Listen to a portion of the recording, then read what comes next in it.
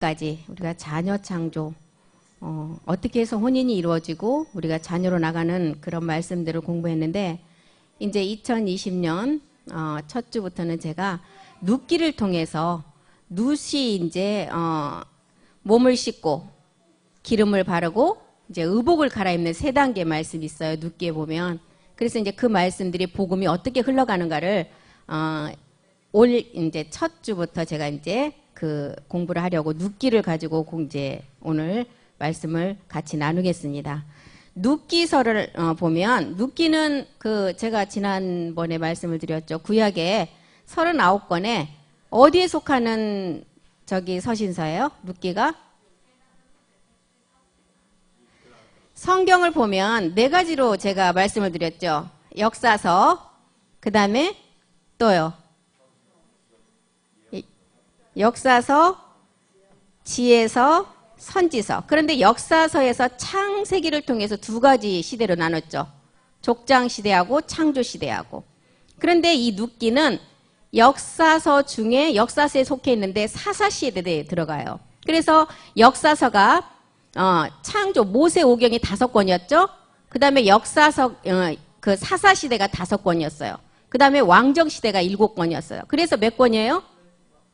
17권. 예. 역사서가 17권이에요. 역사서 중에 이 눕기가 사사시대에 속한다는 거예요. 그런데 이 사사시대는 어떤 시대였냐. 역사서에 속한 이 눕기는 사사시대라는 것은 마지막 끝날에 이 마지막 일어날 일에 관한 것을 기록한 그 마지막 시대를 기록했어요. 그래서 눕기를 보면, 눕기는 시어머니 나오미를 통해서 룻이 어떻게 출산되어지는 과정을 기록한 마지막 끝날에, 지금 우리가 복음을 듣는 시대에 그런 현상을 기록한 책이에요. 눕기가. 그래서 나오미는 자기가 배 아파서 난 자식이 아니에요. 그 친족이라는 거, 우리가 그 희년의 비밀이 있었고 토지 무르기의 법칙이 있었죠. 반드시 친족, 혈통을 가진 자가 나오면 지금까지 내가 누렸던 것을, 그 친족 혈통이 나온 자면 그것을 다 내놓아야 돼요. 그게 희년의 비밀이에요. 이게 토지 무르기의 비밀인데, 복음을 가진 우리가 나왔기 때문에 이제 마귀가 잡고 있던 세상은 끝이 나서 이것을 어쩔 수 없이 놔버려야 돼요. 그리고 우리가 이제 우리 주님이 값으로 산 그 생명을 우리가 이제 가지게 되는 때를 말하는 거예요. 이게 희년의 비밀이에요. 이게 토지 무르기라기도 하고. 그래서 이 눕기는 그때 쓰여진 책이에요. 마지막 끝날에. 그럼 눕기 1장 1절부터 한번 보겠습니다. 눕기 1장 1절. 다 같이 우리 큰 소리 읽겠습니다. 사사들의 치리하던 때에 그 땅에 흉년이 드니라. 지금 이 시대를 말하는 거예요. 유다 베들레헴의 한 사람이 그 아내와 두 아들을 데리고 모압 지방에 가서 우거하였는데, 사사들은 뭐예요? 이제는 심판할 수 있는 자격을 가진 사사들이 치리하던 때는 뭐예요? 도맡아서 이제 나라를 다스릴 때였어요. 그런데 그 땅에 흉년이 왔어요. 기근과 굶주림. 육적으로도 이 기근은 배고픔의 굶주림이지만, 이 기근은 또 어떤 기근이에요? 영적으로 마지막 말씀이 이제 없는 자에게 오는 심판의 시대 끝이 왔다는 거예요. 그 기근이, 그 땅의 흉년, 이 기근이 왔다는 거예요. 유다 베들레헴은 무슨 뜻이에요? 베들레헴. 떡집 성전의 비밀이에요. 이 기근이 왔는데 베들레헴이 딱 등장하는 뭐예요? 마지막 이 성전 때문에 이게 온다는 거예요. 그래서 유다 베들레헴의 한 사람이 그 아내와 두 아들을 대. 이 한 사람이 누굴까요? 나오미의 남편을 말하죠. 엘리멜렉이라는 남편이에요. 그 한 사람이 이제 그 아내 나오미와 두 아들을 데리고 모압 지방에 가서 우거를 하는 때였어요. 그리고 2절 한번 보겠습니다. 2절. 그 사람의 이름, 그 한 사람이 아내와 두 아들을 데리고 모압 지방에 가서 우거를 했는데, 그 사람의 이름을 보니까 나오미의 남편이 엘리멜렉이요. 그 아내의 이름은 나오미. 그 두 아들의 이름은 말론과 기론. 유다 베들레헴의 에브라 사람들이었더라. 그들이 모압 지방에 들어가서 거기 이제 유아에서 산다는 거예요.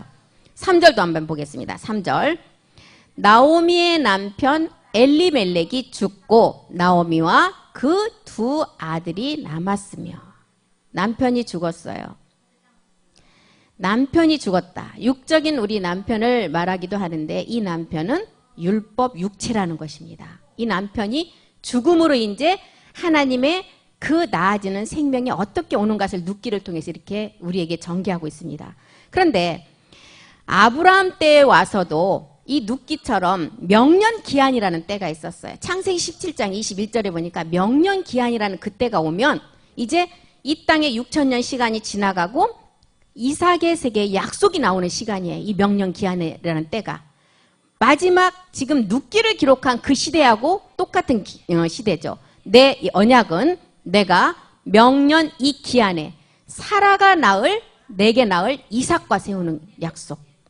이삭이 우리에게 그리스도 영으로 와야만이 마지막 사사들이 치리하는 그 심판 때에 이 몸을 그리스도 영이 와야만이 몸을 얻을 수가 있잖아요. 그래서 눕기가 마지막 끝날의 사사들의 그 마지막 시대를 기록을 했고 아브라함을 통해서도 명년 기한이라는 시간에 사라가 이 이삭을 낳아서 우리 이방인들에게 아브라함이 우리에게 마지막 표를 하시기 위해서 아브라함이 무슨 나무를 심었어요? 창세기에 보니까 에셀나무. 이것은 왜 이렇게 심었냐? 이방인에게 마지막 그리스도라는 영의 약속을 주시고 그 영을 가진 자가 몸을 얻기 위한 약속이었어요. 그래서 에셀나무를 심은 건 뭐냐면 들청조 가운데 너무 정말 하나님을 말씀을 쫓아가려고 하는데도 되는 게 없어요. 그리고 마지막 끝까지 그나마 보호를 하시는 거예요. 그 표시로 너희는 내가 너희는 말씀 안에서 보호한다는 그 표시로 에셀나무를 심은 거예요. 이방인을 위해서. 그 약속이 지금 이제 이삭을 통해서 사라가 나오면 이 약속이 전개가 되는 거예요. 그래서 이 말씀을 하시는 건데 그러면 이삭의 약속의 세계가 나오는데 아브라함은 골고다 사건의 그 육체를 알고 아브람에서 아브라함이 됐어요. 육체를 해결하고 나니까 람에서 라함이라는 칭호가 바뀌어졌어요. 이름이 바뀌었죠. 사례는 뭘로 바뀌어요? 사라. 열국의 어머니, 나아지는 상. 이것은 이제 그 이름이 바뀌죠. 그러면 이 아브람이 아브라함이 되어서 장막 안의 비밀을 알게 돼요. 장막 안의 비밀은 뭐예요? 몸된 성전이잖아요. 그래서 사라가 이삭을 명령 기한이라는 때가 되어서 실상으로 낳는 이삭을 보여주는 거예요. 그러면 이게 이삭을 낳는 것을 보여주면 마지막 끝날에 죽지 않고 영원히 살아서 얻을 수 있는 그 몸의 비밀을 보여주는 것입니다. 그러면 로마서 8장 23절에도 뭐라 그래요? 우리의 이치로 마지막 몸의 구속을 기다리는 자가 있다는 거예요. 아브라함을 통해서 사라를 통한 약속의 이삭의 자녀가 나올 것을 약속을 했는데 우리가 보니까 우리는 이제 우리 곧 영의 처음 익은 열매를 받은 우리가 이제 속으로 양자 될 거. 아버지 유전자와 똑같은 그 아들이 되어서 몸의 구속을 기다리는 때예요. 이때가. 그리고 사라는 이삭을 실상으로 낳는 몸이 되고 그러면 이때가 빌립보서 3장 21절의 때가 되겠죠. 몸으로 우리가 이삭을 얻는 때 사라가 이삭을 낳듯이 우리도 실상의 몸을 얻는 때 그가 만물을 자기에게 복종케 하실 수 있는 자의 역사로 우리의 낮은 몸이 영광의 몸의 형체와 같게 변케 되는데 그래서 눕기를 기록한 마지막 그 끝날의 기록과 아브라함을 통해서 이제 사라를 통한 이삭의 약속의 자녀가 나오는 이 시기가 마지막 그리스도의 영을 받은 자가 마지막 그 몸을 얻는 그 시기를 기록한 거예요. 이 눕기의 기록은. 그래서 눕기를 통해서 복음의 흐름의 순서를 알기 위해서 제가 이제 2020년 첫 주부터 이 말씀을 가지고 같이 공부하게 되는 것입니다. 그래서 눕기를 보면 물로 씻고 기름으로 바르고 그 다음에 의복으로 갈아입으라 그랬어요. 그게 이 복음의 흐름의 순서예요. 물로 씻는다는 것은 뭐예요? 율법의 예수를 알아서 기름을 바르는 그리스도를 알고 그리스도 영이 와야 되고 의복을 가라는 게 뭐예요? 빌립보서 3장 21절이 말하는 우리의 몸의 변동을 말하는 것입니다. 그러면 창세기 18장 17절 이제 아브라함을 통해서도 한번 보겠습니다. 이렇게 눕기를 통해서 마지막 사사들이 치리하던 때 흉년이 기근이 왔고 아브라함을 통해서는 이제 또 하나님께서 아브라함에게 무슨 얘기를 하는지 한번 보겠습니다. 18장 17절이요. 여호와께서 가라사대 나의 하려는 것을 이제 아브라함에게 숨기겠느냐? 숨기지 않겠다는 거예요. 이제는 실상으로 다 드러내서 알게 하시겠다는 거예요. 마지막 때에 아브라함 안에 있었던 누가 있어요? 멜기세덱의 주가 있었죠. 아브라함이 멜기세덱을 통해서 떡과 포도주의 그 비밀을 우리에게 가르쳐준 사건이죠. 그래서 멜기세덱 주하고 유다 지파를 통해서 온 예수의 세계를 우리가 잘 구분하셔야 됩니다. 유다 지파를 통해서 온 예수의 세계는 우리에게 증거를 위한 그리스도의 영을 주는 단계예요. 반드시 첫 번째 우선이 그 그리스도의 영이 와야 돼요. 그래서 예수님이라는 유다 지파를 통한 예수가 오지 않으면 안 돼요. 이게 이제 복음이 점점 이렇게 흘러가는 순서죠. 그런 다음에 이때 아브라함에게 모든 나의 하려는 것을 아브라함에게 이제 숨기지 않겠다는 것은 그럼 어떤 세계를 우리에게 가르쳐 주기 위함이에요? 예, 마지막 우리가 물로 씻고 기름으로 바르고 의복을 갈아입는 단계예요. 이때. 그래서 마지막 아브라함에게 하나님이 숨기지 않는 하나가 있는데 이런 과정을 보면 그래서 아브라함을 통해서 창세기를 통해서 창세기를 통해서 창조 시대와 족장 시대를 거쳐서 그 다음에 모세 사사 왕정 시대에 와서 마지막 아브라함을 통해서 다윗 성전이 이루어지잖아요. 그래서 이 눕기도 역사서의 사사 시대에 들어간 마지막 끝날의 그 모든 기록을 해놓은 게 눕기라는 것입니다. 그래서 이제 아브라함을 통해서 이렇게 다윗 성전이 완성이 되는데 창세기 17장 21절 우리가 앞에서 봤듯이 내 언약은 내가 명년 기한이 돼야만이 사라가 이삭을 낳아서 그 약속을 세운다는 거예요. 그러면 사례는 사라라고 나온 것은 사례는 이미 육체를 멸한 상태잖아요. 멸한 상태죠. 멸하고 나니까 이제 실상의 몸을 주기 위한 약속을 이삭으로부터 세운다는 거예요. 그래서 사라는 어떤 비밀이에요? 갈라디아서 4장 26절에서도 우리에게 말해주고 있죠. 교회의 완성 비밀이에요. 나아지는 비밀. 오직 위에 있는 예루살렘은 자유자니 곧 우리 어머니라는 거예요. 그래서 신령한 몸을 얻는 교회의 비밀이고 이 사라는 아내고 왕후라는 비밀이에요. 우리가 멜기세덱 주의 모든 인류의 여자가 다 그 아내잖아요. 그래서 베드로전서 3장 6절에 봐도 이 사라가 아브람 아내 주 누구를 봤어요? 멜기세덱 주를 봤다는 것입니다. 사라가 아브람을 주라 칭하여 복종한 것 같이 너희가 선을 행하고 이 선이 어떤 선이었어요? 악한 자에 속하지 않는 사례에서 사라가 된 선이죠. 육체를 멸하는 선. 선을 먼저는 행하고 그 다음에 아무 두려운 일에도 놀라지 아니하므로 그의 딸이 되었대요. 그의 딸은 부와 모의 사이에서 나아진 생명이잖아요. 그래서 나아지는 그 생명을 한 멜기세덱 주를 봤다는 거예요. 이 사라가 아브람 안에서. 그래서 이제 6,000년이 지나고 나니까 이삭의 세계의 약속이 이렇게 나오는 것입니다. 마태복음 21장 41절을 통해서도 우리는 이제 포도원 마지막 성전 주인이 돼야 된다는 거예요. 저희가 말하되 이 악한 자들을 진멸하고 포도원은 제때 실과를 바칠 만한 다른 농부들에게 새로 준다. 다른 농부들에게 새로 준다. 다른 경작자. 누구예요? 마지막 아들들을 말하고 있습니다. 이제 악한 자들을 잘 진멸하고 마지막 포도원의 주인이 누가 된다는 거예요? 마지막 아들들이 되는. 그거를 누가 준다고? 농부 아버지가 주신다는 거예요. 우리에게.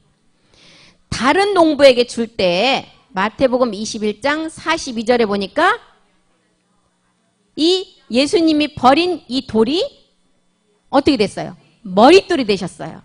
예수께서 가라사대 너희가 성경에 건축자들의 버린 돌, 이 돌이 어떤 돌이었어요? 예수님이 이 땅에 오셔서 육체를 십자가에 드린 사건이에요. 버렸는데 이 버려졌어요? 이 버린 돌이 십자가에서 주와 그리스도가 되는 머릿돌이 되었다는 거. 이것은 우리 눈에 아주 귀하게 마지막 그 몸을 완성하는 일이라는 거예요. 이것을 너희가 본 일이 있냐고 묻는 것입니다. 건축자들이 버린 돌은 유대가 버렸죠. 유대인들이 버렸는데 버리고 나서 끝이 되는 줄 알았는데 끝이 아니고 예수가 그리스도가 되셔버렸어요. 근데 이 예수가 그리스도가 되심을 알지 못하고 이제 버린 돌이 2000년 후에는 이 머릿돌이 누구에게 나타났다고요? 이방인에게. 그래서 아브라함이 에셀나무를 심은 이유가 이 이방인들의 마지막 약속을 이루시기 위해서 심었다는 거예요. 아브라함에게 숨기지 않았던, 앞에서 봤던 숨기지 않았던 한 가지 비밀이 이제 주로 나타난다는 거예요. 주로. 다윗도 이 주를 보았고 모세도 그 주의 영광을 봤다는 것입니다. 그럼 이 주가 십자가에서 육체를 멸한 그리스도를 말할까요? 그 그리스도는 첫 번째 우선으로 우리가 행했을 때 만나는 그 영이었고, 이 주라는 것은 마지막 그리스도의 영을 가진 자가 마지막 사사들이 치리하던 흉년의 기근을 지나고 얻을 몸이라는 것입니다. 그래서 사라가 아브라함이 멜기세덱이 축복받은 것을 알고 아브라함 안에 주 야곱의 하나님을 본 거예요. 이 사라가. 그래서 사라가 이삭의 몸을 낳는다는 것은 멜기세덱을 받기 때문에 그 몸을 낳을 수가 있는 거예요. 그러면 아브라함의 또한 부인 또 두 번째 있었잖아요. 계집종. 예, 하갈은 누구를 낳았어요? 이스마엘을 낳았어요. 똑같은 아브라함의 씨를 가지고도 사라는 약속의 자녀 이삭을 낳고 하갈은 계집종의 자녀로서 이스마엘을 낳은 이유가 뭘까요? 사라는 아브라함의 안에 있는 주 멜기세덱을 봤기 때문에 그 자녀를 낳은 거예요. 하갈은 멜기세덱을 보지 못하고 알지 못했기 때문에 이스마엘이라는 자녀를 낳게 되는 것입니다. 그럼 고린도후서 3장 18절도 한번 보겠습니다. 고린도후서 3장 18절. 이제 우리가 수건을 벗은 얼굴로 거울을 보는 것 같이 주의 영광을 볼 때가 온다는 거예요. 다윗도 이 주를 봤죠? 멜기세덱 주를 봤어요. 모세도 그 주를 봤어요. 사라도 그 주를 봤어요. 우리 또한 이제는 수건을 벗어버리고 얼굴과 얼굴을 맞대듯이 실상의 그 주를 우리가 볼 때가 있다는 거예요. 그 주를 보게 되는데 주의 영광을 보니까 저와 같은 형상, 우리 하나님과 똑같은 형상으로 화하여서 변하여서 영광에서 영광으로 주의 영으로 우리가 그 형상을 입게 된다는 것입니다. 이런 세계를 우리가 복음의 흐름을 통해서 알아야만이 그 생명이 어떻게 나한테 말씀이 흘러서 오는 것을 알 수가 있는 것입니다. 막연하게 그냥 들을 때 이 말씀이 정리가 되지 않으면 절대 안 돼요. 그래서 눕기를 통해서도 이 복음의 흐름의 순서를 알아내는 것입니다. 그래서 조금 어렵게 생각이 들고 알기가 좀 어렵겠지만 이런 눕기를 통해서 마지막 시대하고 아브라함이 이 약속의 자녀 이삭을 통해서 나아지는 시대하고 지금 우리가 이제 마지막 몸의 말씀을 듣는 요셉의 기근이 오는 시대하고 다 이렇게 연결이 돼 있어요. 이것을 알게 하기 위해서 이제 눕기를 기록했는데, 그래서 머릿돌이 이제 버린 돌이 머릿돌이 될 때가 이방인들에게 나타났고 유대인에게는 예수라는 실상의 그 예수라는 것으로 나타났죠. 그런데 이제 우리 마지막 이방인들에게는 예수라는 실상의 몸이 아닌 그리스도라는 영으로 먼저는 나타내서 그 영을 가진 자가 마지막 사사들이 치리하던 마지막 기근의 흉년이 왔을 때 그 말씀을 알지 못하면 모두가 다 그 흉년 안으로 들어갈 수밖에 없다는 거예요. 그러기 위해서는 고전 6장 19절에 보니까 뭐라 그래? 너희 몸이 이제는 하나님께로부터 받아서 너희 가운데 이제 성령의 전인 줄을 깨닫고 너희 몸이 너희의 것이 아님을 깨달아라는 거예요. 너희 몸은 너희가 하나님께로부터 받은 바 너희 가운데 계신 성령의 전인 줄을 알지 못하느냐. 너희는 너희의 것이 아니라는 거예요. 몸은 우리가 하나님께로 받아야 완성이 된다 그랬죠. 먼저는 생각에서 먼저 이 말씀이 깨달아지는 성령의 전이 돼야 돼요. 그런 다음에 생각에서 깨달아져서 마음에서 이제는 뭘로 돼요? 어떤 전으로? 몸된 성전, 영의 전이 돼야 된다는 것입니다. 그래서 성령의 전이 되는 때가 이때부터 우리가 무슨 말씀을 듣게 됐어요? 신의 후사의 말씀을 듣게 된 때예요. 성령의 전이 된 때부터. 그래서 베드로전서 2장 5절도 보니까 너희가 이 말씀을 들을 때부터 이제는 너희가 어떻게 하라 그래요? 너희도 산돌같이 신령한 집으로 세워지고 예수 그리스도로 말미암아 하나님이 기쁘게 받으실 신령한 제사를 드릴 거룩한 제사장이 되라는 것입니다. 에베소서 2장 22절은 뭐라 그래요? 너희가 이제 성령의 전이 생각에서 깨달아지고 이제 말씀을 그 신의 후사의 말씀을 들어가면 너희가 마지막 몸이 어떻게 이루어지는가를 영안에서 하나님이 거할 처소가 되기 위해서 예수 안에서 함께 지어져 간다는 거예요. 이 예수는 이미 멜기세덱 주가 되었잖아요. 그래서 함께 성전이 지어져 가는 것을 너희가 알으라는 것입니다. 그래서 룻기 1장 1절로 다시 가보면 이렇게 사사들이 치리하던 때 그 땅에 흉년이 들었다고 기록을 했어요. 마지막 끝날의 비밀인데 우리에게 다가올 기근을 또 말하죠. 그러면 이 흉년 한번 보겠습니다. 흉년을 우리에게 기록한 그 내용을 보면 창세기를 통해서 요셉의 비밀을 통해서 우리에게 가르쳐주고 있죠. 창세기 41장 1절부터 한번 보겠습니다. 만 2년 후에 바로가 꿈을 꿨어요. 자기가 하숫가에 섰대요.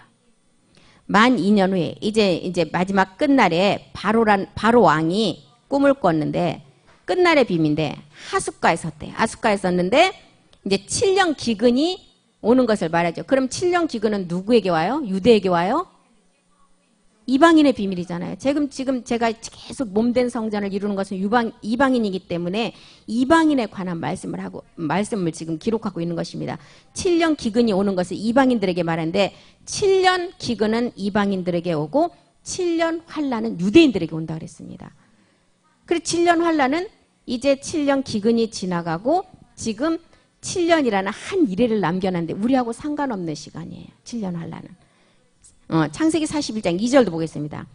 이렇게 하숫가에 서서 바로가 꿈을 꿔서 보니까 아름답고 살찐 7 암소가 하수에서 올라와 갈밭에서 뜯어먹는데요. 아름답고 살찐 7 암소.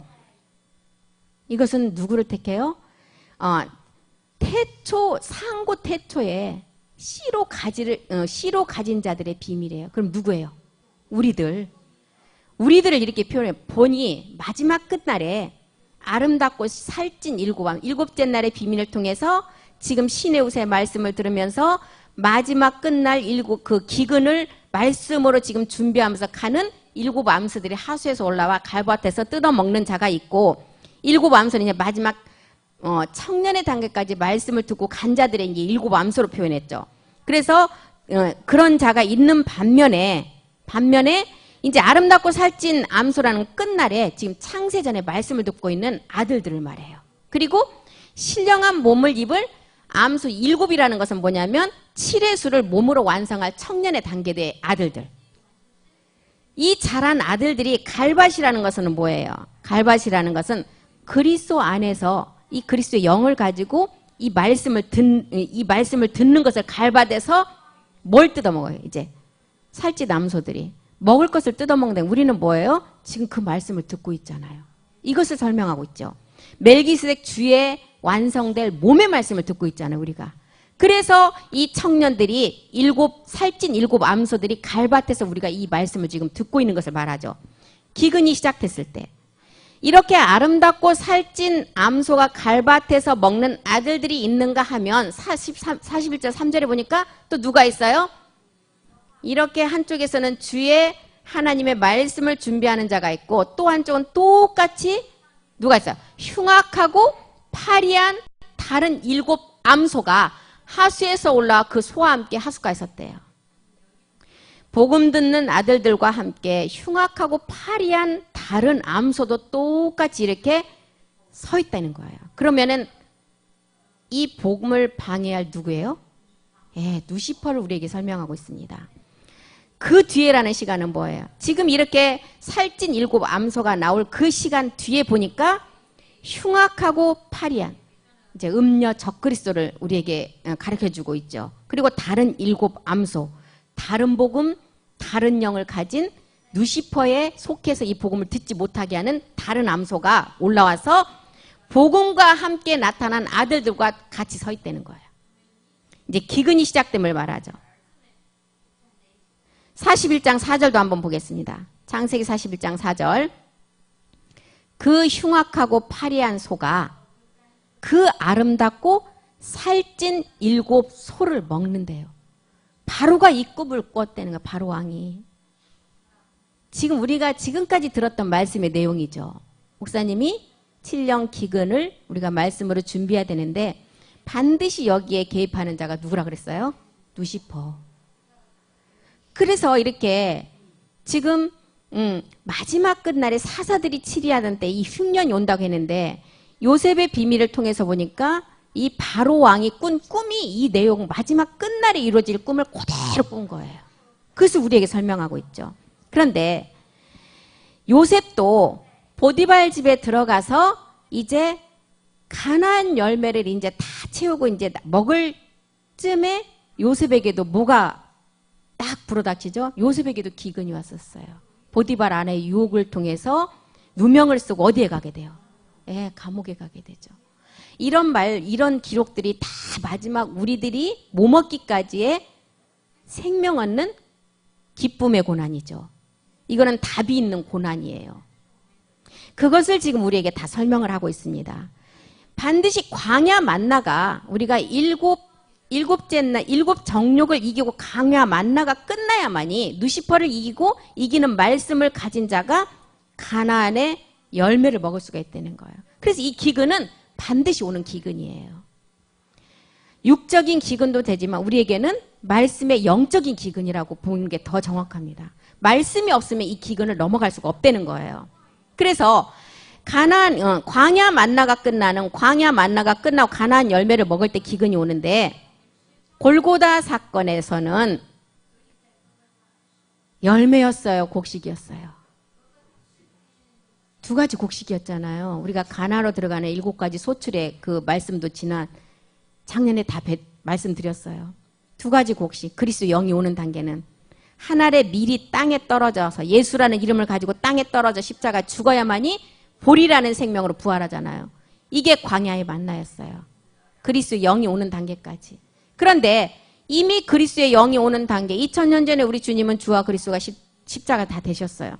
그럼 계속 그리스도의 영만 가지고 있어야 되겠어요? 그 다음 단계 가나안 열매를 맺어야 되잖아요. 그때는 곡식이 아니라 뭐를 통해서 먹어요? 나무, 4가지 나무. 4가지 나무를 통해서 말씀을 지금 계속 우리가 몸에 멜기세덱 주의 몸을 얻는 말씀을 듣고 가잖아요. 그 말씀이 완성되는 게 곡식과 나무가 하나가 되는 뭐였어요? 꿀. 동식물의 합한 세계가 꿀이었어요. 이게 가나안 땅의 7가지 소산물이었잖아요. 그래서 이 나무는 마지막 신령한 몸을 얻는 비밀이었습니다. 그래서 누시퍼의 세계는 뭐예요? 흉악하고 파리한 소의 세계예요. 그리고 이제 우리가 마지막 몸을 얻는 아들들은 7 살찐 아름답고 7 살찐 암소들. 이 단계를 우리에게 보여주는 거죠. 그래서 우리가 7년 기근은 누구를 통해서 우리가 말씀을 가지고 준비해 나간다고요? 요셉.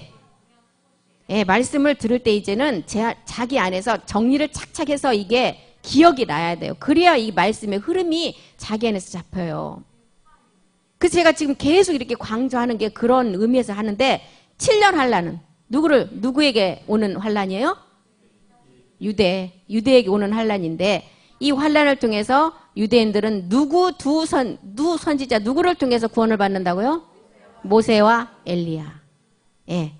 그래서 우리는 7년 기근을 이 요셉을 통해서 이방인들에게 들어올 때 이 말씀을 가지고 준비해야 되고 7년 환란은 유대인이 겪는 건데 모세와 엘리야 2 선지자를 통해서 이제 완전한 죽음을 당한 그 불로 연단된 그 죽음을 통해서 유대인이 구원받는 한 일의 7년 환란이라는 것입니다.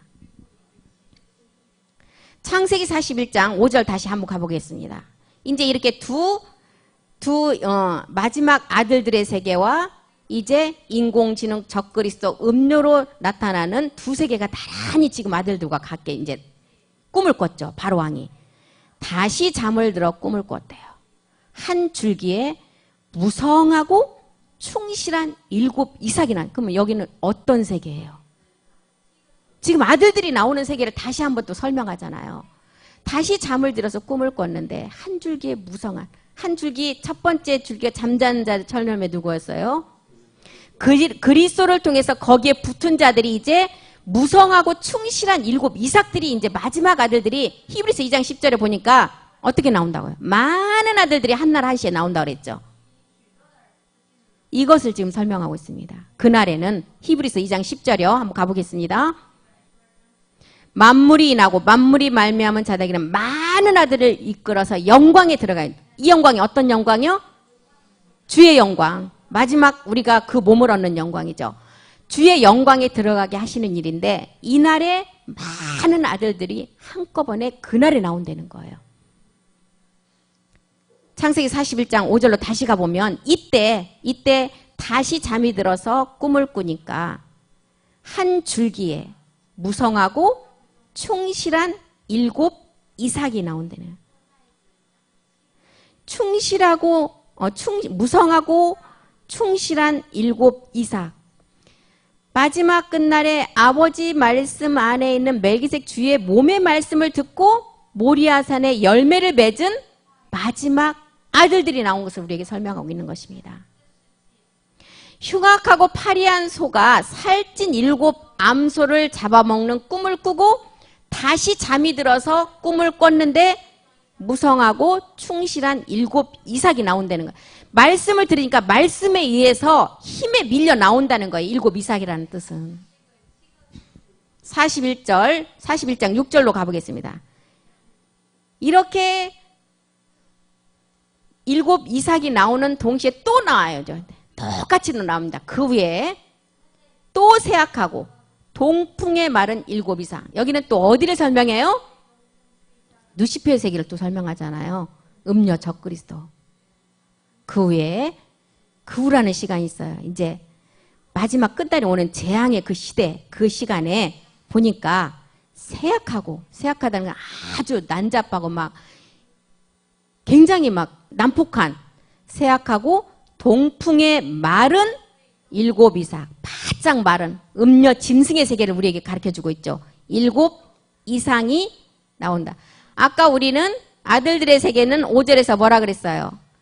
충실한 7 이삭이 나오는데 그 후라는 시간에 보니까 또 이제 이것도 이제 마지막 우리는 그 신의 우사의 몸의 말씀에 통해서 7 이삭이라는 그 말씀이 밀려서 나오는데 여기도 보니까 뭐예요? 한 줄기에 무성하고 6절이요. 6절에 보니까 이쪽에도 보니까 세약하고 동풍에 마른 7 이삭이 여기도 음녀와 적그리스도와 인공지능에서 밀려 나온다는 거예요. 똑같이 나오는 것입니다. 이것을 설명하고 있습니다.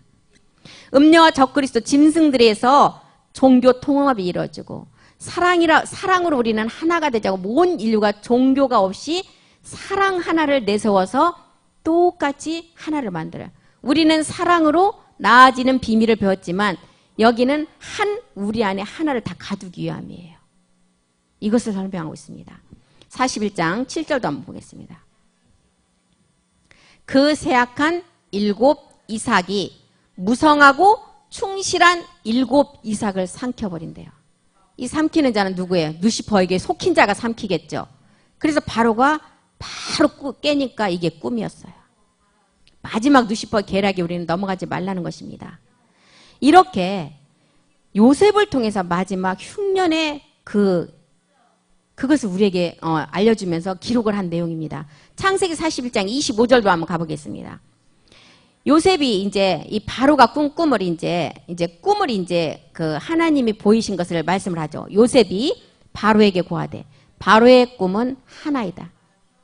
이 하나는 어떤 꿈이에요? 하나의 몸을 이룬다는 거예요. 그런데 적그리스도 음녀도 하나를 이루는데 어떻게 해요? 자기 수하에 돈이라는 것을 통해서 완전히 짐승수를 치면서 하나를 이루고 우리가 마지막 이루는 하나는 영과 몸이 하나인 그 몸을 이룬다는 거예요.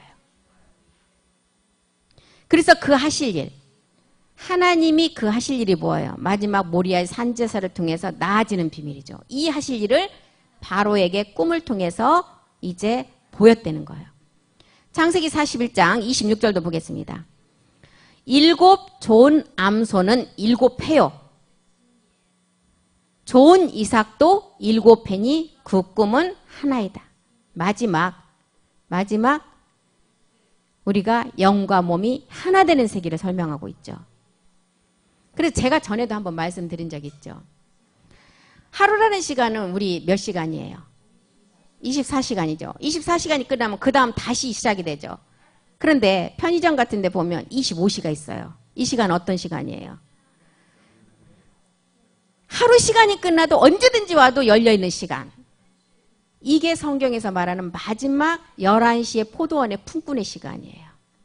그 시간이 끝나도 영원한 시간, 창세 전에 그 세계를 우리가 누릴 수 있다는 거예요. 그러니까 그 복음을 모르는 이런 편의점을 하는 데서도 그런 지혜를 마귀로부터 받았겠죠. 25시라는 시간 저기를 쓰는 거 보면. 그 시간을 말하는데 25시라는 것은 이 땅에는 이미 끝났어요. 하루라는 시간이. 그런데 25시는 하루가 끝나도 언제든지 와도 나는 너희들이 원하는 것을 다 줄 수 있는 영업을 하는 그런 장소라는 것 나타내잖아요.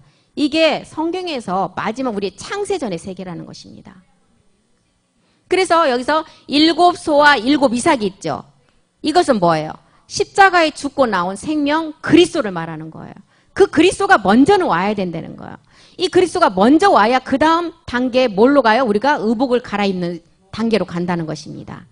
그리고 7 좋은 이삭도 7 해라는 거예요. 이 7 암소는 십자가에서 죽고 나온 생명 씨고 그리스도의 세례를 통해서 나온 씨고 7 이삭은 뭐예요? 말씀을 통해서 힘으로 나온 그 세계를 말하니까 어떤 말씀이에요? 마지막 열매 맺기 위한 말씀이에요. 그래서 이제는 우리가 이것은 육신 정복 후에 우리가 얻는 갈아입을 의복을 말하는 거죠. 신령한 몸입니다. 그래서 이 좋은 암소는 뭐라고요? 7 암소는 십자가에 죽고 나온 생명 그리스도. 7 이삭은 우리가 이제 7 암소를 통해서 그 생명 그리스도 씨가 그리스도 세례를 이루고 그 영이 왔다면 7 이삭은 그 씨를 가진 자가 그 영을 가진 자가 몸의 후사에 그 말씀을 듣고 말씀에 의해서 나온 생명이에요. 열매. 신령한 몸이죠. 죽지 않고 얻는 몸. 이게 7 암소와 7 이삭으로 우리에게 가르쳐주고 있는 것입니다. 그러면 7 이삭은 미래 완료형 반드시 된다는 거예요. 오늘도 말씀 통해서 들었잖아요. 요한일서 3장 2절. 우리는 반드시 우리가 제사장이고 아들이에요. 근데 지금 이루어졌어요? 안 이루어졌죠.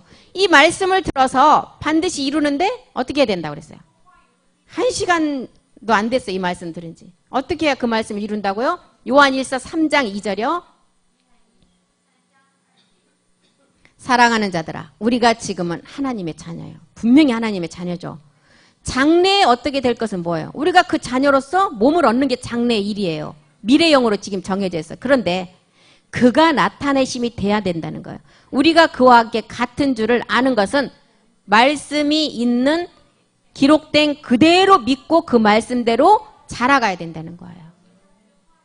이것을 말하고 있는 것입니다. 지금 창세기 41장 26절에서 말하는 7 이삭이라는 세계. 이게 미래형으로 우리에게 남아있는 세계라는 것입니다. 그래서 기억하셔야 돼요. 7 암소는 십자가에 죽고 나온 생명 씨, 그리스도 영을 말하고 7 이삭은 그 씨를 가진 자가 이 몸의 비밀의 말씀을 들어서 나오는 마지막 열매. 그 몸이라는 거예요. 이제 이런 꿈을 두 번째 꿨죠. 41장 27절로 가보겠습니다. 또 이제 이런 꿈을 꿨는데 또 반대편에 똑같은 꿈을 또 이제 또 보여줘요. 그 위에 올라온 파리하고 흉악한 7소. 여기도 7년이에요. 동풍에 말라 속이 빈 7 이삭도 7회 흉년. 그후라는 시간, 음녀 짐승 시대가 나오는 그 시간에 파리하고 흉악한 아주 막 불쾌함을 주고 우리에게 마지막 그냥 아주 고통스럽게 하는 그 7 소가 7년. 이미 7년이라는 시간에 초대교회 때 이 복음은 전해졌어요. 전해졌죠. 그리고 동풍에 말라, 마지막 끝날에 나온 동풍에 말라서, 우리는 아까 뭐였어요? 충실한 7 이삭이 나왔는데 여기는 동풍에 말라 속이 빈 7 이삭도 7회 흉년이라는 거예요. 마지막 7년 기근을 우리에게 설명하고 있죠. 흉악한 7 소와 동풍에 속이 빈 7 이삭, 좋은 7 암소와 좋은 7 이삭과 또한 파리한 7 소의 세계, 이것을 우리에게 지금 계속 비교를 하면서 나타내주고 있습니다. 요셉의 마지막 7년 기근의 시간에 이런 게 분명히 성경에 기록되어 있으니까 그대로 온다는 거예요. 41장 28절도 보겠습니다. 내가 바로에게, 누가 고했다는 거예요? 누가? 내가 바로에게 고라. 요셉이 하나님이 그 하실 일로 바로에게 보시네. 하나님이 하실 일이 뭐예요? 모리아의 산제사를 통해서 이기는 말씀을 주어서 마지막 나아지는 일이 하나님이 하실 일이죠. 이것을 바로에게 알게 하셨다는 거예요. 41장 29절도 보겠습니다. 온 애굽 땅에 7해 큰 풍년이 있겠고, 온 애굽 땅에 7해 큰 풍년은, 끝날의 마지막 그 풍년은 물질의 풍부함됐지만 우리에게는 더 정확한 답이 말씀의 풍부함이에요. 마지막 실상을 이룰 말씀의 풍부함. 그러니까 이제 앞으로 갈수록 우리에게는 정말 놀랄만한 말씀들이 더 쏟아져 목사님 말씀을 통해서 나올 건데, 이 밑에 있는 말씀들이 내 안에 기초가 되어 있지 않으면 이 말씀들이 제대로 육의 신비에 새겨지지 않는다는 거예요. 그래서 이 말씀의 흐름을 알아야 된다는 것입니다. 마지막 끝날의 말씀의 풍년, 모든 것을 다 드러내고 다 알게 하신다는 거예요. 히브리서 8장 11절에 뭐라 그랬어요? 작은 자, 큰 자부터 이제는 다 알게 된다는 거예요. 각각 자기 나라 사람과 각각 자기 형제를 가리켜 이르기를 주를 알라 하지 아니할 것은, 저희가 작은 자에서부터 큰 자까지 다 알게 된다는, 이제 실상의 모든 것이 드러나기 때문에 다 알게 된다는 거예요. 끝날의 말씀의 마지막 풍년이죠. 창세기 41장 30절로 다시 가보겠습니다. 마지막 끝날에 이 말씀의 풍부함의 풍년이 드러나는데, 후에 또한 7회 흉년. 우리에게 마지막 아들들에게는 의복을 갈아입는 말씀의 풍부함이 일어나는 반면에, 말씀이 없는 자들에게는 또 이 똑같은, 우리와 똑같은 것이 드러나는데 뭐라 그래요? 7회 흉년이 들므로 애굽 땅에 있던 풍년을 다 잊어버리게 되고 이 땅이 기근으로 멸망하게 된대요. 음료, 적그리스도의 인공지능에 이제는 AI가 지배하는 이때가 오면, 그 짐승의 수를 받지 아니하면 이제는 살아갈 수 없는 시대가 온다는 거예요. 똑같은 배고픔과 굶주림. 그래서 우리는 24시는 끝났어요. 25시를 준비해야 된다는 것입니다. 25시가 어디라고요? 창세 전의 세계. 시작도 끝도 없고 족보도 없고 어미도 없고 아비도 없는 멜기색 주의 말씀의 풍부한 창세전의 그 시대로 우리가 그 말씀으로 준비하라는 것입니다. 요셉의 말과 같이 창세기 41장 54절에 보니까, 요셉의 말과 같이 7회 흉년이 들기 시작해서 각국에 기근이 있으나 어디에만은 먹을 게 있었다고요? 애굽 온 땅에. 요셉의 말과 같이 7회 흉년이 들기 시작하며 각국에는 기근이 있으나 애굽 온 땅에는 식물이 있더라. 먹을 것이, 우리가 마지막 25시를 준비하는 제사장 아들들에게는 다 하나님이 공급해 주신다는, 이 말씀을 믿으라는 거예요. 우리의 무기가 뭐라 그랬어요? 말씀이에요, 말씀. 그날에는 돈이 있어도 사 먹을 수가 없고 억만장자가 돼도 그 돈이 소용이 없다는 시대가 온다는 거예요. 말씀이 있는 자에게 하나님이 뭐라 그래요? 애굽 땅, 온 땅에, 다른 데는 다 흉년이지만 그 땅에는 먹을 식물이 있다는 거예요. 41장 31절에도 보겠습니다. 후에, 그 음녀 짐승 시대가 오는 그 후에 든 그 흉년이 너무 심함으로 이전 풍년을 이 땅에서 기억하지 못하게 된다. 누시퍼를 이기는 말씀이 없으면 견디지 못해서 다 짐승에게 다 경배하고 그 수를 받을 수밖에 없다는 거예요. 이렇게 이 기근이 올 때 아까 눕기서에 보니까 남편, 나오미의 남편이 죽죠. 남편이 죽는다는 건 뭐예요? 육적인 생각으로 남편이 아니라 이 남편은 율법의 육체라는 거예요. 먼저는 이 율법이 해결돼야 된다는 것입니다. 기근을 우리가 맞이해서 마지막 의복을 갈아입으려면. 이 율법이라는 남편이 먼저는 죽어서 혼이 먼저는 구원을 우선으로 받아 있어야 돼요. 그래야만이 누시퍼를 이기는 말씀이 내 안에 들어와서 의복을 갈아입는 몸의 변동이 일어난다는 거예요. 눕기에 나오는 1장 1절부터 다시 보겠습니다. 눕기에 나오는 나오미의 남편과 아들들이 다 죽었어요. 그리고 며느리 둘만 남게 되는 것을 기록을 하죠. 사사들이 치리하던 때 그 땅에 흉년이 일었어요. 지금까지 요셉을 통해서 제가 기근을 설명을 했죠.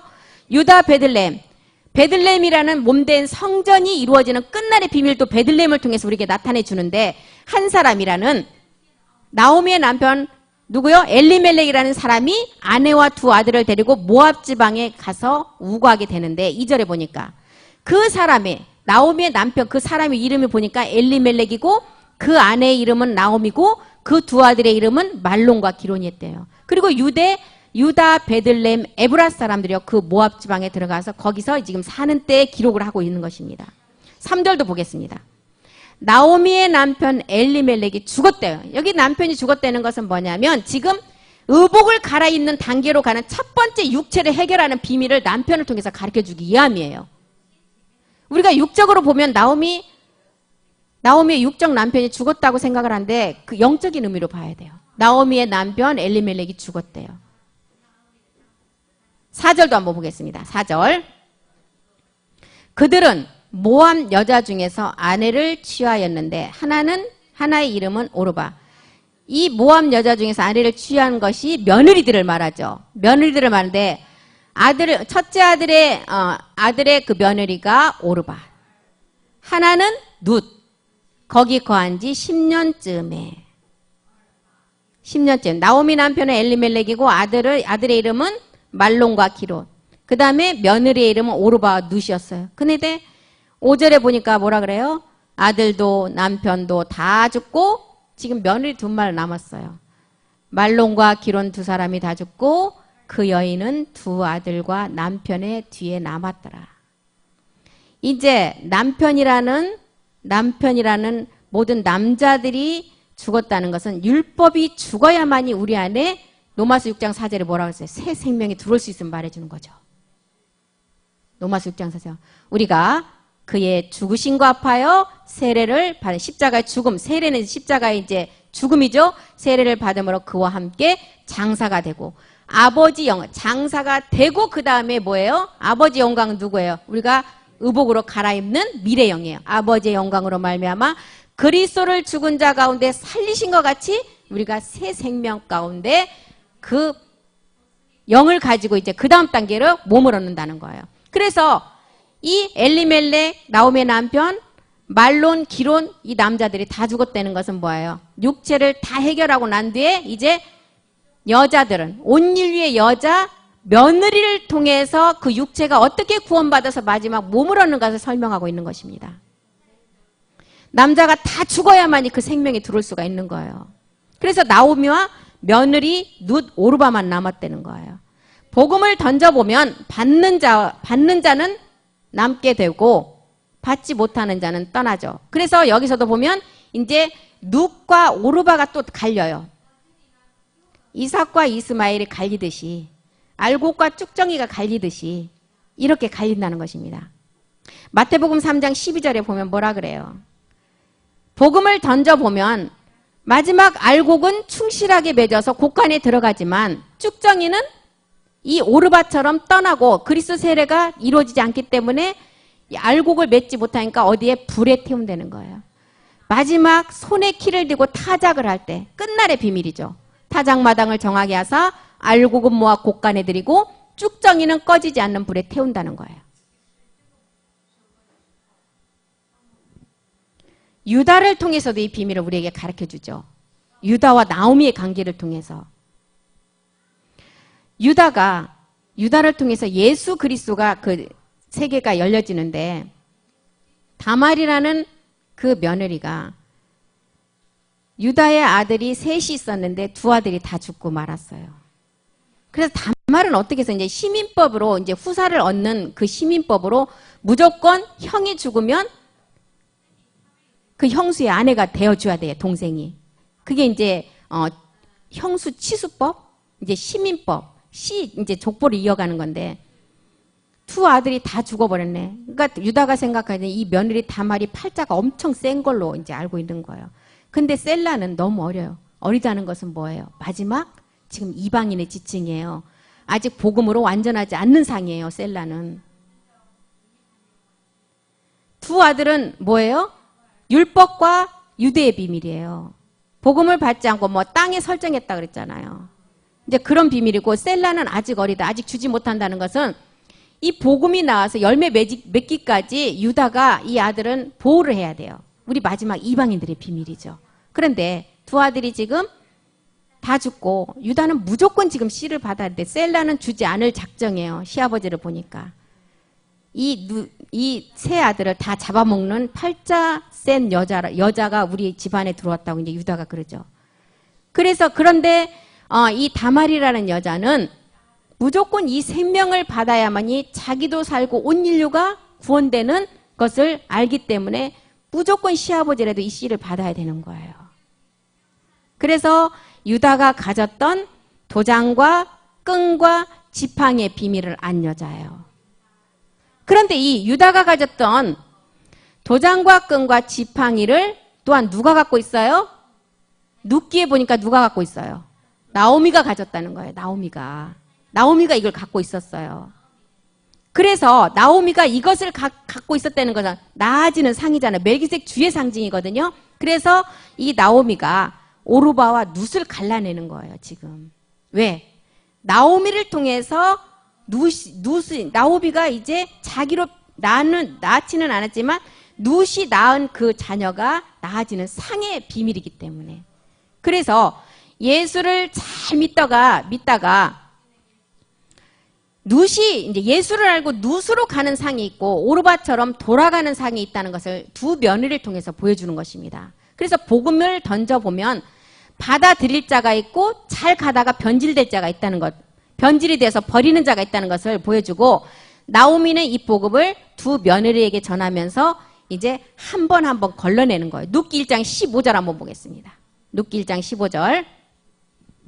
나오미가 또 가로되 보라 내 동서는 그 백성과 그 신에게로 돌아가리니 가나니 너도 동서를 따라 돌아갈래 하고 묻죠. 룻은 어머니 가시는 곳에 내가 같이 장사 지내게 되겠다고 고백한 며느리예요. 그러니까 오르바는 누구예요? 등 돌리네. 오르바의 뜻이 등을 돌렸다는 뜻이에요. 근데 오르바는 떠나죠. 우리가 진리의 말씀을 듣고 우리는 이제 도랑아리 6개도 배웠잖아요. 복음과 구원. 둘째 도랑아리 뭐예요?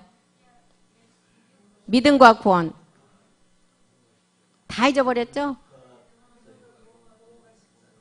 복음과 십자가, 아들과 영생, 영광과 생명, 사랑과 은혜, 그 다음에 영의 법까지 우리는 말씀을 다 들었어요.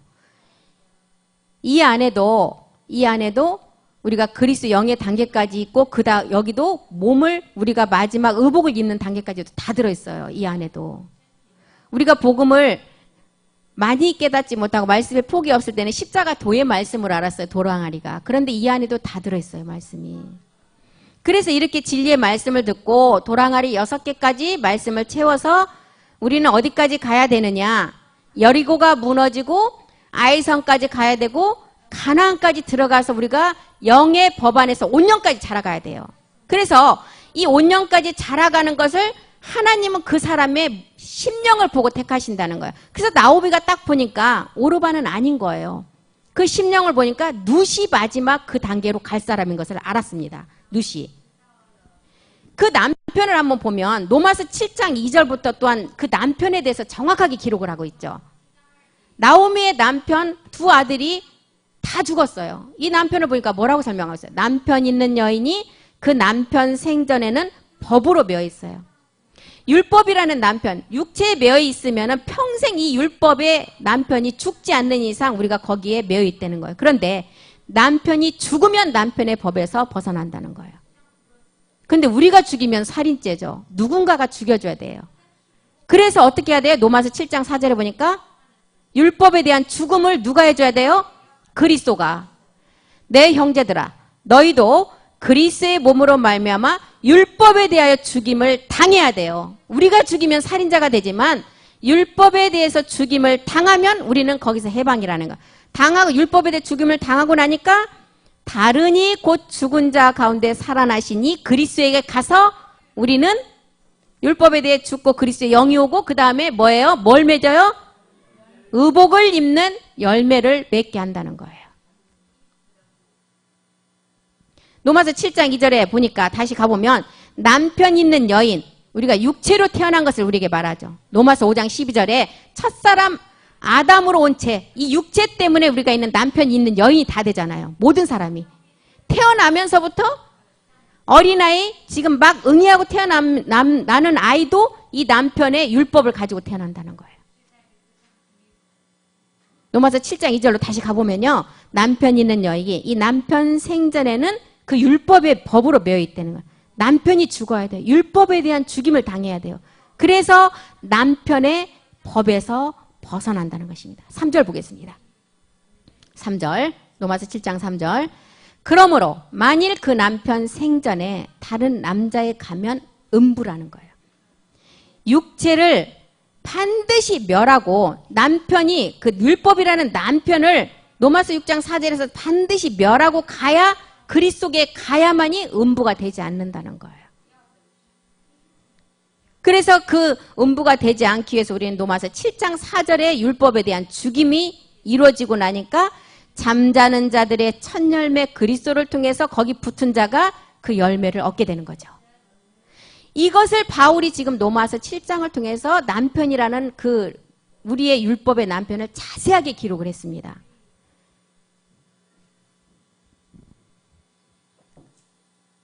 솔로몬을 낳은 여인이 누구였어요? 이름이.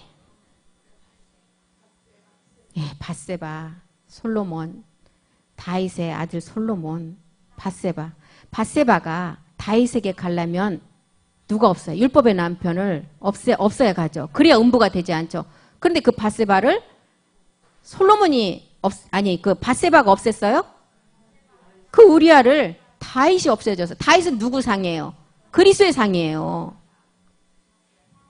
그 그리스도가 율법에 대한 죽음, 로마서 7장이 말하는 율법에 대한 죽임을 그리스도가 해주니까 다윗이 그리스도의 상이니까 다윗이 그 우리아를 죽여주니까 밧세바가 다윗에게 갈 수 있는 거예요. 그래서 다윗에게 가서 누구를 낳아요? 솔로몬을 낳게 되는 거예요. 직접 죽이면 살인자예요. 그런데 다윗이 대신 죽여지는 거예요. 이것이 우리는 은혜 중에 은혜라는 것입니다. 아비가일이 구원 받으려면 남편 누가 죽어야 돼요? 나발이 죽어야 돼요. 이 나발도 내가 죽이면 살인자가 돼요. 누가 죽여줘야 돼요? 율법에 대한 죽임을 그리스도가 해줘야 돼요. 그래서 나오미의 남편과 자기 아들들이 죽음으로 인해서 밀과 보리를 통해서 룻을 출산시키는 게 룻기의 비밀이에요. 그래서 우리는 이제 십자가의 도를 깨달아서 그리스도 영은 우리에게 다 온 자들이에요. 그리스도 영이 뭔지도 다 아는 자들이에요. 이제 우리는 하나님의 각종 지혜와 계시의 정신을 누구를 통해서 와요? 그리스도를 알고 보니까 그리스도를 통해서 멜기세덱 주를 통해서 우리에게 오는 것을 알았잖아요. 계시의 그 정신에 마음의 눈이 우리가 밝아져야 된다는 거예요. 그래야만이 우리가 나오미가 마지막에 그 두 며느리를 통해서 복음을 던져봤을 때 오르바 같은 여자가 되지 않는다는 거예요. 벌써 시간이 또 다 됐어요. 사도행전 13장 48절 한번 보겠습니다. 나오미가 이렇게 복음을 던져보니까 영생을 주기로 작정된 자는 어떻게 한다고요? 다 믿게 된다는 거예요. 이방인이 듣고 이방인이 듣고 기뻐하여 하나님의 말씀을 찬송하며 영생을 주시기로 작정된 자는 답이 있더라. 로마서 1장 6절에도 뭐라 그래? 예수 그리스도